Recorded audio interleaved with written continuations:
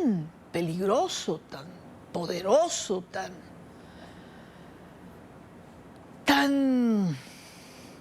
desproporcionado puede resultar este régimen para la humanidad? Porque hay quien aún se lo pregunta, aunque usted no lo crea. Para hablar sobre este tema quiero darle la bienvenida en Rabat, en Marruecos, a Gustavo de Aristegui, diplomático, fue embajador de España en la República de la India, es escritor, analista y profesor de geopolítica. Bienvenido, muchísimas gracias por atendernos hoy. Un placer, muchas gracias. Comencemos por una pregunta que, aunque nos cueste creer a algunos, hay gente que se la hace. ¿Irán es una amenaza o no? No es que sea una amenaza, lo lleva siendo 47 años. A mí lo que me parece escandaloso es que nos olvidemos muy fácilmente de lo que ha venido haciendo este régimen criminal y terrorista desde que se instauró en el año 79. Nos olvidamos que este régimen asesinó a 240 marines, 40 paracaidistas italianos y 60 franceses en el año 83. Nos olvidamos que asesinó a 70 norteamericanos en la embajada estadounidense en Beirut. Nos olvidamos que secuestró a miles de personas, incluso los españoles. Nos olvidamos muy fácilmente que el 12 de abril del año 85 asesinaron a 18 españoles en el restaurante El Descanso cuando estaban intentando asesinar a aviadores estadounidenses que estaban destinados en la base de Torrejón. Este es el régimen. Y bueno, podría empezar. Si empiezo a hablar de la historia criminal de este régimen, no haría otra cosa. Nos llevaría 2 horas para enumerarlos todos. Me gustaría, eso sí, ya que tenemos un canal latino aquí abierto, recordarle a los argentinos lo que hicieron Hezbollah de la mano de Irán, y que ha causado muchos estragos internos y políticos incluso en Argentina, de tratar de tapar las vergüenzas de aquellos atentados. El Centro Cultural AMIA con casi 80 muertos y la Embajada de Israel en Buenos Aires con casi 40 muertos. Y además da la casualidad que mi amigo personal, el embajador de Israel en la India, cuando yo era embajador de España en la India, éramos muy amigos, y un día comiendo en mi casa se echó a llorar porque recordó que en aquel atentado, cuando él era número 2 de la embajada argentina y su mujer era consejera de esa embajada, su mujer fue asesinada en ese atentado. Son centenares de miles de personas que han sido tocados por este régimen criminal. Es este régimen el que secuestró a decenas de estadounidenses y los torturó durante 444 días. Es este régimen el que desestabilizó Irak, este régimen que contribuyó a matar, a asesinar a miles de servicemen estadounidenses en las calles y en las carreteras, en los pueblos de Irak. Es este régimen el que ha atacado a Jordania, este régimen el que ha esclavizado al Líbano. Este régimen es el que ha mentido sobre su plan nuclear civil. Su plan nuclear no es civil, por 3 razones, se las doy muy rápido. La primera, enriquecen uranio a más del 6%, que es el máximo que se requiere para la producción de energía eléctrica. Han enriquecido uranio a más del 70%, la OIEA está diciendo que bueno, que no tienen, que si tienen o no tienen o no tienen. Bueno, pero la OIEA es la que ha dicho que hay más de 1.000 libras de material fisible desaparecido, enriquecido a más del 70%. Es la OIEA la que dice que han encontrado indicios absolutamente fiables de que había trazas de material fisible enriquecido al 83,7%. ¿Por qué a ese nivel? Porque da la casualidad que en el 90% es el nivel requerido para la fabricación de armas nucleares. Segunda razón, si es un programa civil, porque dependía del líder de la revolución y porque estaba gestionado por la Guardia Revolucionaria, por cierto, grupo terrorista según la Unión Europea, Estados Unidos, Reino Unido o Canadá, entre otros muchos. Si es un programa civil, porque lo entierran a centenares de metros bajo tierra, protegido por rocas, millones de toneladas de roca y de cemento armado. Y después, las 3 razones por las que se rompen las negociaciones de buena fe de Estados Unidos con Irán.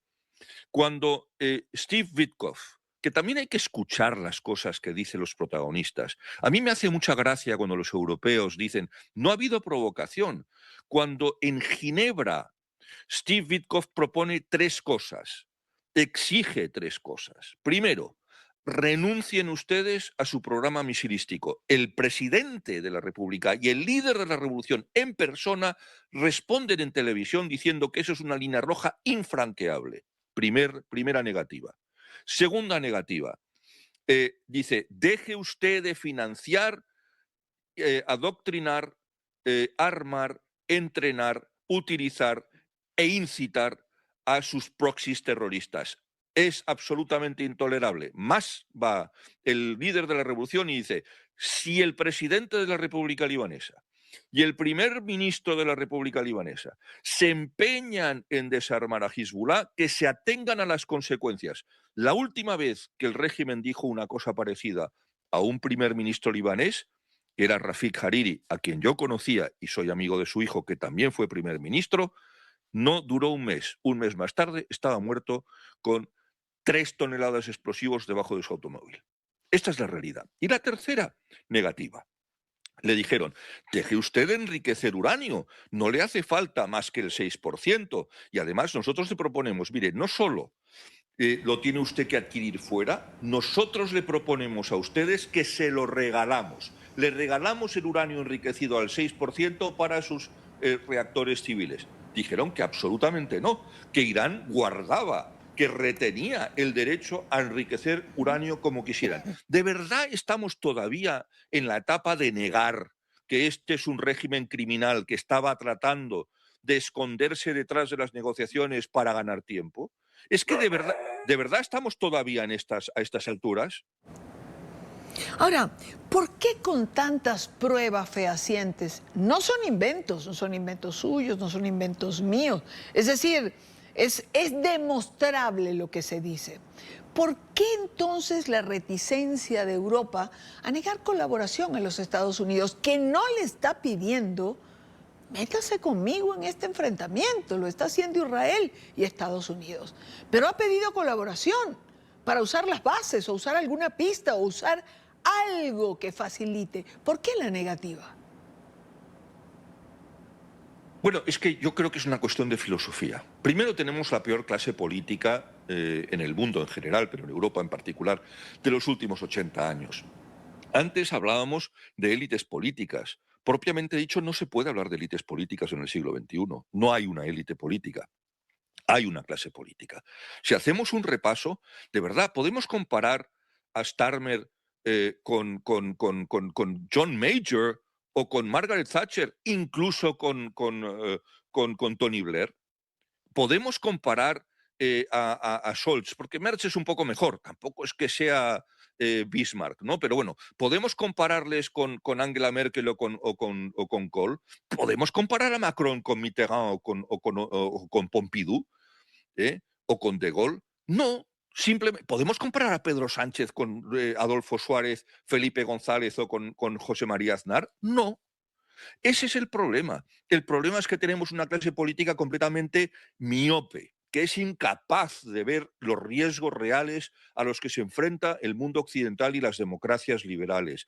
No entienden que llevamos asediados, no los 26 años que lleva este siglo, llevamos asediados 50 años. Llevamos asediados mucho antes de la implosión. De hecho, creo yo, fíjese usted, que además se lo voy a decir, esto es casi como una primicia.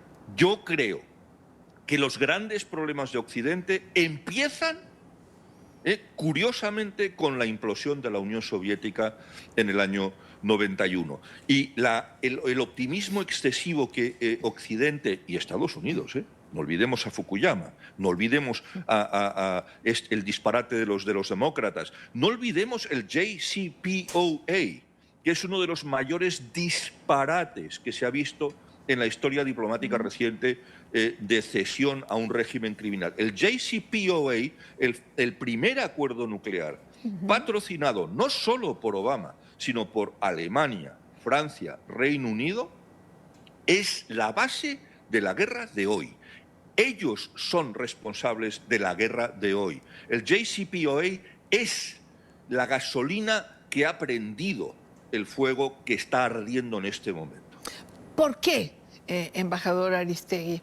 Es decir, ¿por qué prendió esa mecha, según usted, este tratado? ¿Qué decía? No todos pueden tener el conocimiento exacto de.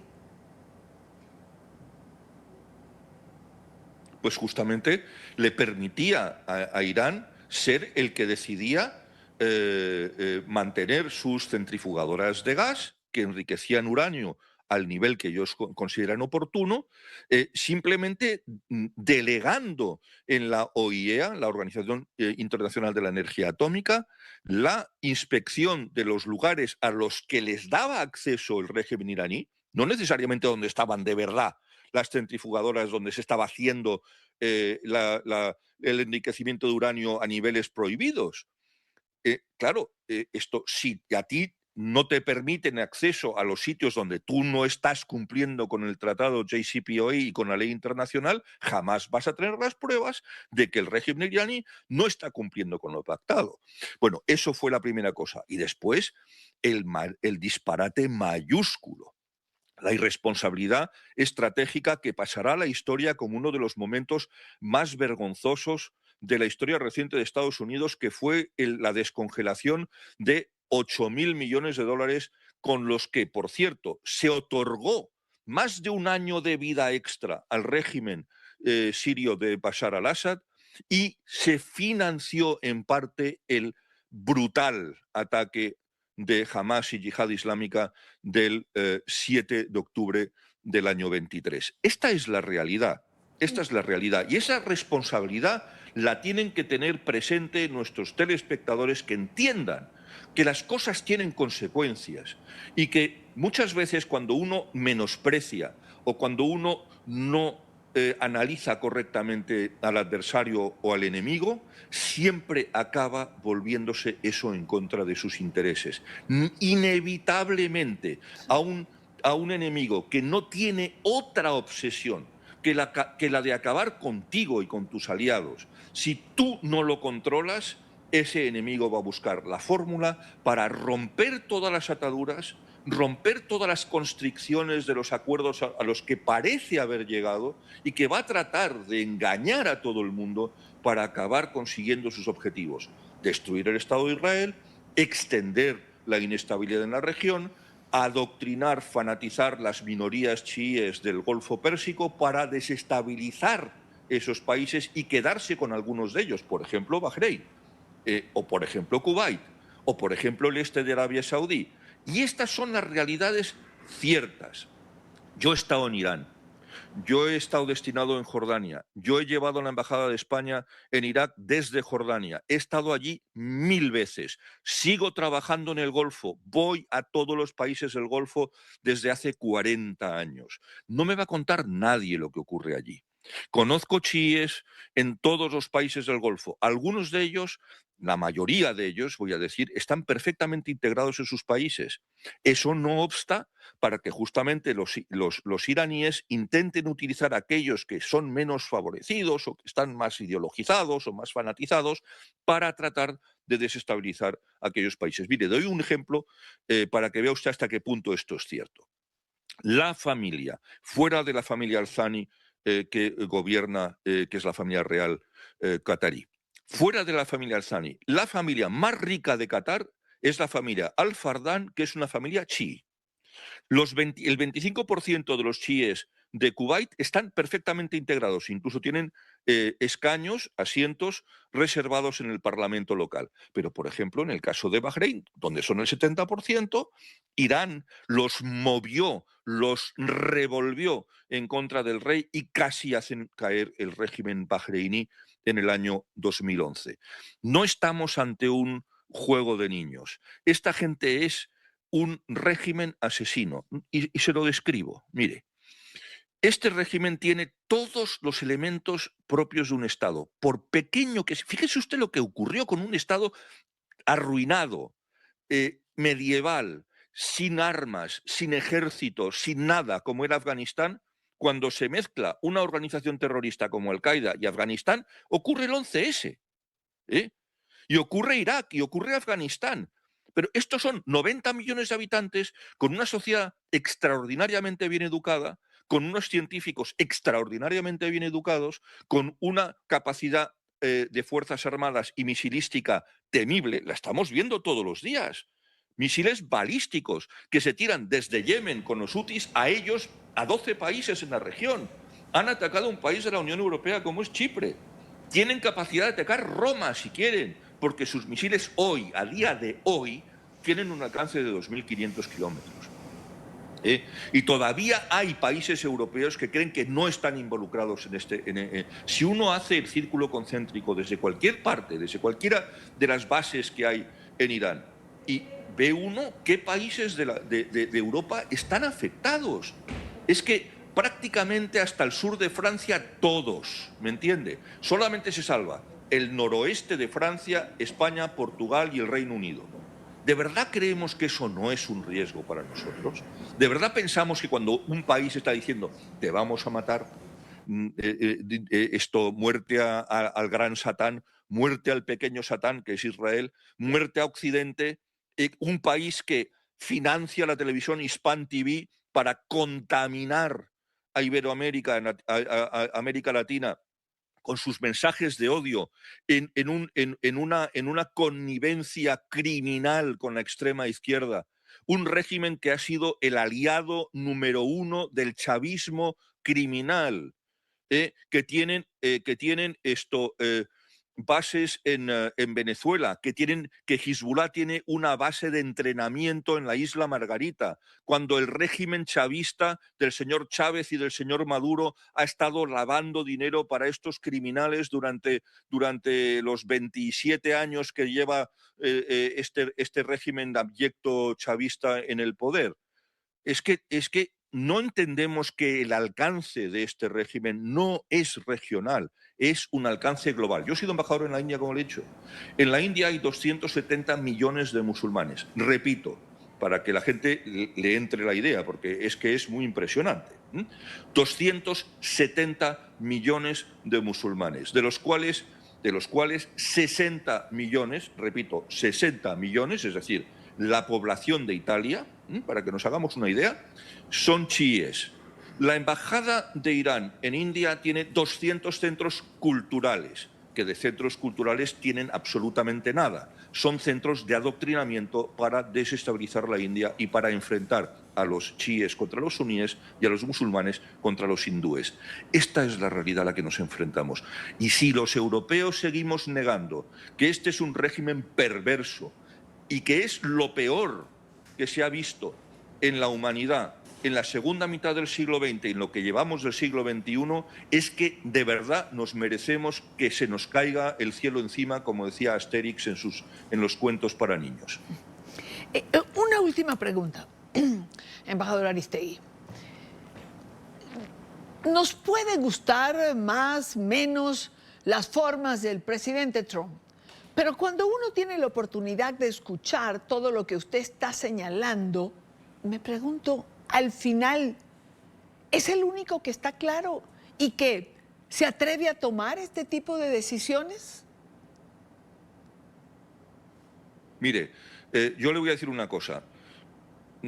Quizá el presidente Trump no vaya a ganar el premio, si existiera, que no existe, el premio Príncipe de Metternich al mejor diplomático del planeta. Seguro que no. Pero también le diré una cosa. Si el presidente Trump consigue acabar con los abyectos regímenes de Venezuela, Cuba, Nicaragua e Irán, acabará pasando a la historia como Saint Donald Trump, porque nadie se ha atrevido a hacer esto. Y Donald Trump a lo mejor no explica bien su plan, pero lo tiene. Y le doy otro ejemplo, para que vea usted hasta qué punto los europeos somos ignorantes. Cuando el presidente Trump empieza a recibir el mismo briefing de inteligencia que tenía el sitting president, el señor Biden, empieza a hablar de unas cosas de las que no había hablado hasta entonces porque no tenía la información. Y estaba hablando de Groenlandia, del canal de Panamá y del canal de Suez y de tantas otras cosas. ¿Y por qué? Pues muy sencillo, porque Groenlandia tiene un movimiento independentista que no llega a 17.000 personas de los 57.000 que son, y como yo siempre lo digo, lo pongo en términos futbolísticos, y como sé que en Latinoamérica hay una enorme afición al fútbol, y todo el mundo conoce el Estadio Bernabéu, 85.000 personas. Toda la población de Groenlandia no llena el Estadio Bernabéu. Y los independentistas de Groenlandia no llenan el fondo sur del Bernabéu.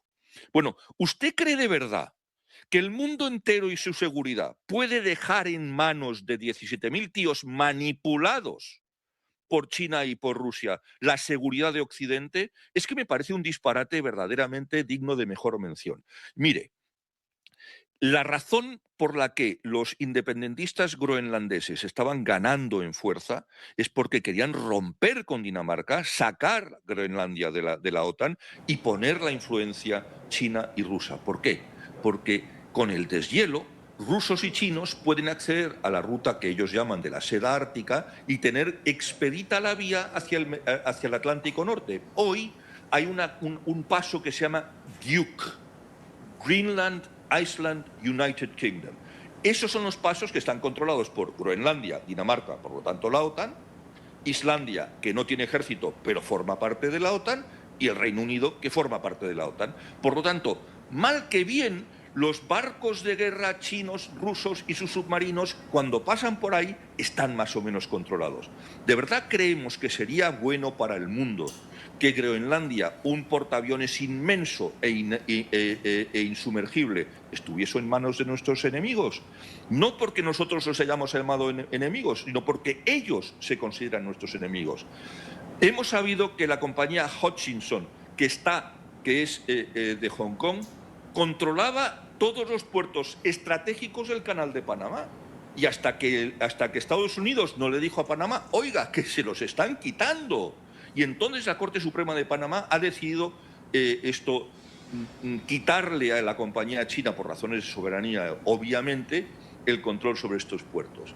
Bueno, es que al final, a pesar de sus maneras, ¿verdad?, diciendo, voy a quedarme con Groenlandia, es que voy a pedir que me devuelvan el Canal de Panamá, es que en el fondo la cuestión tenía razón, ¿me entiende?